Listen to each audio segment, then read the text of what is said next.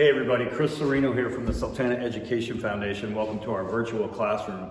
Today I'm going to be talking about Native Americans of the Chesapeake Bay today. So it's really important, probably the most important thing if you're teaching a unit about Indians here in the Chesapeake region is that this is a story that still goes on to the present. This is not a story where the settlers show up at Jamestown in 1607 and all of a sudden there's no more Native Americans. You can see here this is a John White painting from 1585. Here we have evidence of thousands of years of habitation by the indigenous people of the region, but there's still tribal groups today right here in the Chesapeake region, and that's what I'm going to be talking about next.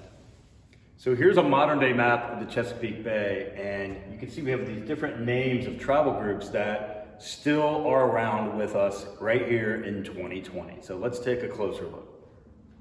So let's start in the state of Delaware. The state of Delaware today has two state-recognized Native American tribes. One is the Lenape Indians who lived just over the Delaware state line along the headwaters of the Chester River and sort of between the break and the watersheds between the Chester River and the Delaware Bay here. And then down here at the head of the Nanticoke River, you have the Nanticoke Indian Association.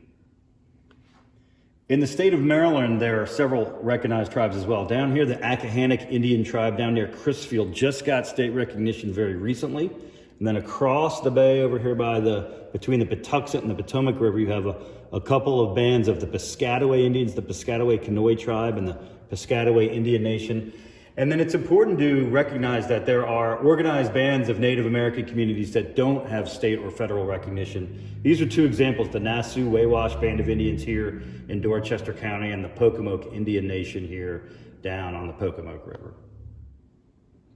So the last state we'll look at is the state of Virginia. Today, Virginia has 11 state recognized tribes. So starting here in the southeastern part of the state, we have the Nansemond Indians. Over here we have a couple groups from the Nottoway tribe. Moving up here we have the Monacan Indians who traditionally lived west of Richmond up here in the mountains. You have a couple different groups within the Chickahominy tribe.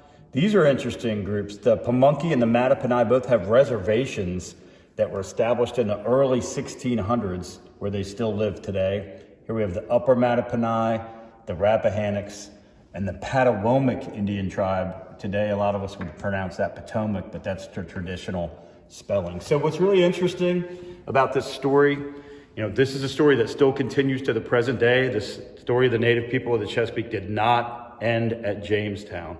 A lot of these tribes today dress just like you and I.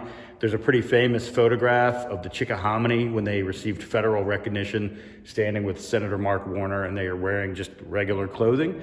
But these groups often have powwows once or twice a year where they do dress in their traditional regalia and celebrate their traditional cultures.